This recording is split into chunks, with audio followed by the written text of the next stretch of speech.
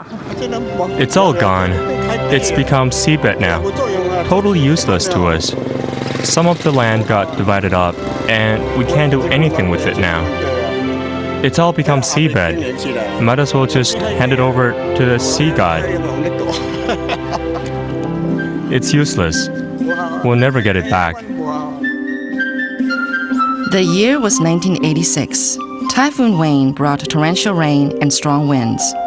When the ocean waters came crashing onto land, it submerged hectares of green farmland. The seawater did not recede after the typhoon, and farmland became wasteland. This farmer could only feel hopelessness looking at his 100 hectares of nothing. But something changed when the migratory birds landed. They brought a trace of life to the wetlands.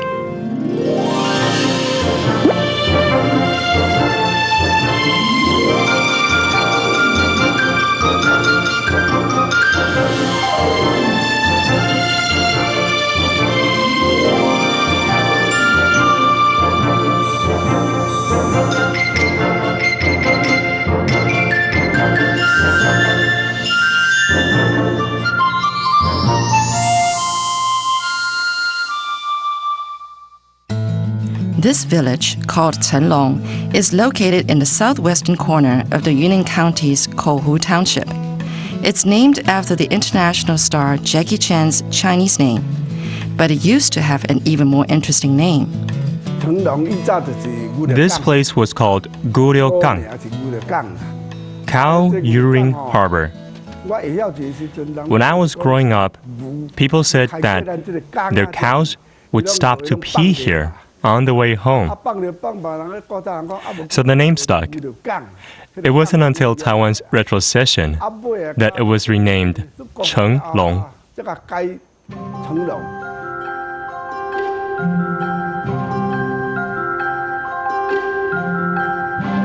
The Chenglong Wetlands are located in the village.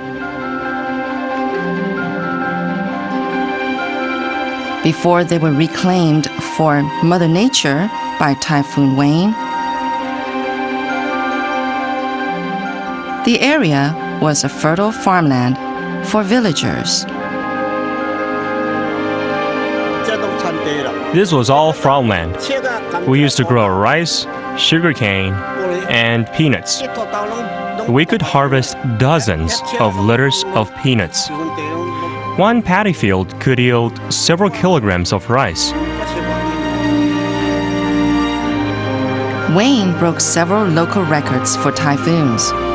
It affected Taiwan directly or indirectly for half a month. Its outermost fringes battered Taiwan 3 separate times, and it even made landfall twice.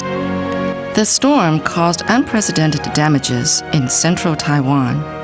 Even after all these years, villagers are still haunted by the memories. We were scared when the typhoon brought lots of rain. We thought everything would be swept away. Even the fish were running away scared. As I recall, in 70 years of typhoons here, Typhoon Wayne was the worst. I lost about 2 or 3 million Taiwan dollars of property that year. Around 3 million from the fish farms alone. I lived in a one-story cottage. When it flooded, we could just reach out and catch shrimp while sitting in bed. I mean it. Before Typhoon Wayne, we were breeding tiger shrimp. When the flood came, we could just catch tiger shrimp from the bed using nets. It's true. In just one night, the power of Typhoon Wayne permanently submerged over 100 hectares of rich farmland. Flooding is regular in Chenglong Village because it's located on low-lying land. To deal with the flooding, many of the villagers have elevated their homes with large cement bases. I built my house about 5 or 6 feet above ground. To get into the house, we have to climb some stairs. I really built it higher.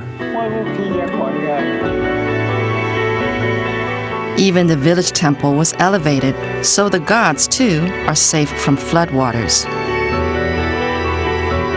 This is by no means a recent problem for the villagers. Back in 1845, Kouhu Township had the worst flood in Taiwan's history.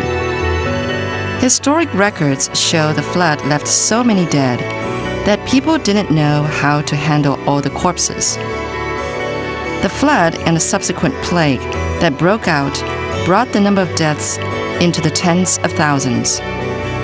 Locals ended up digging mass grave mounds for all of the bodies, creating a disheartening landmark. Experts say that the flooding was caused by a typhoon that took a particularly destructive path through Taiwan, one that was very similar to the path later taken by Typhoon Wayne. The flood of 1845 left its own stories of destruction and heroism.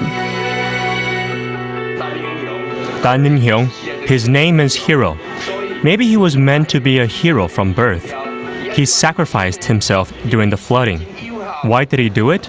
He was a good son. He saw the weather was turning bad and that a flood was coming, so he headed home to find his mother. But before he got there, the flooding had already started. He saw 8 children stranded on a huge wooden chest calling for help, so he risked his own life in order to save those children. As you know, the flood was huge. It was the biggest in the island's history. It was also the most deadly. So Dan sacrificed his own life, and afterwards people wanted to remember his heroism. So they built a gold statue in his image. It's the one in the temple with 8 kids on his back.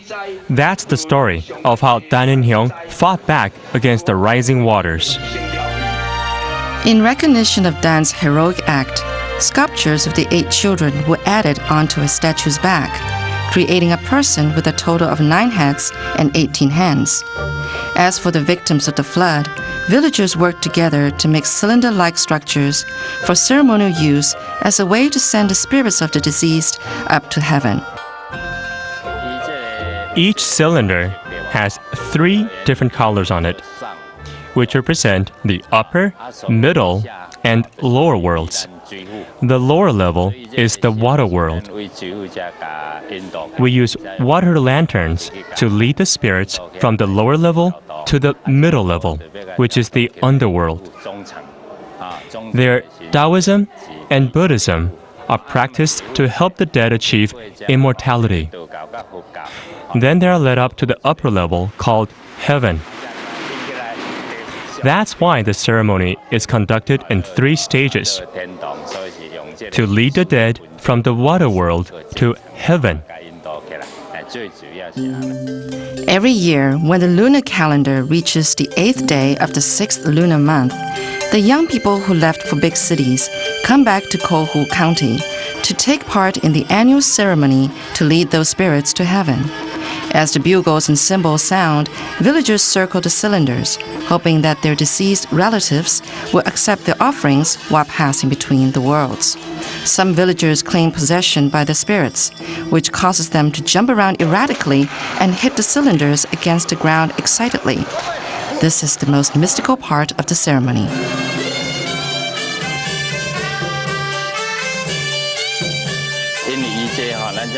Living people get possessed by the spirits. It's because the flood came so suddenly. It was so sudden that the victims did not get to finish whatever they were doing before they died. So they cast their spirits onto other people and speak through the possessed.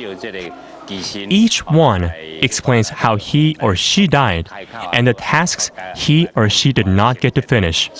This is the meaning behind the whole process. After finishing turning the cylinders, the Taoist priests perform a ritual to send the spirits away. The villagers then gather all the cylinders and paper money in a central location and burn them for the deceased.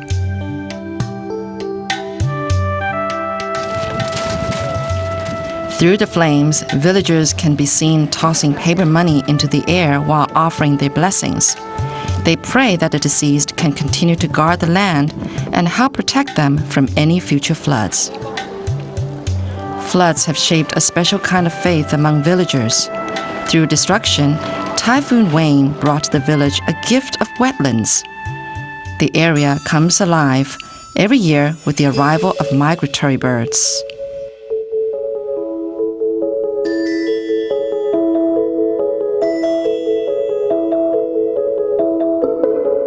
According to a Forestry Bureau evaluation, the Chenglong Wetlands have the potential to become a center for recreation and ecological restoration.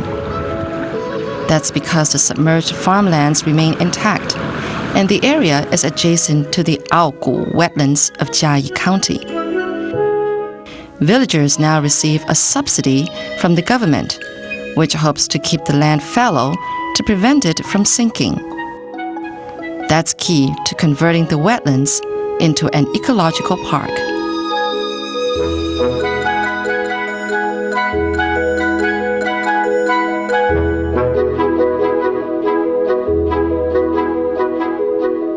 More and more birds come to Chenglong with every passing winter, but the human residents were at first less than enthusiastic about the wetlands sitting at their front door. Though beautiful and diverse, the wetlands brought little benefit to their quality of life. To help the villagers get a new perspective on their ecological treasure, the Forestry Bureau invited the Kuanshu Educational Foundation to explain the ecological importance of wetlands. Where we are now is we're helping the local people connect emotionally to the wetlands in front of them. We want them to have faith in their homeland again. I think this is the most important task at hand. That's the first stage.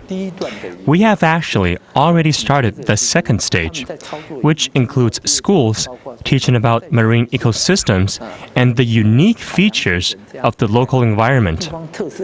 We teach the children the basics about the Chenglong Wetlands, like all the different kinds of birds, fish, and other organisms here.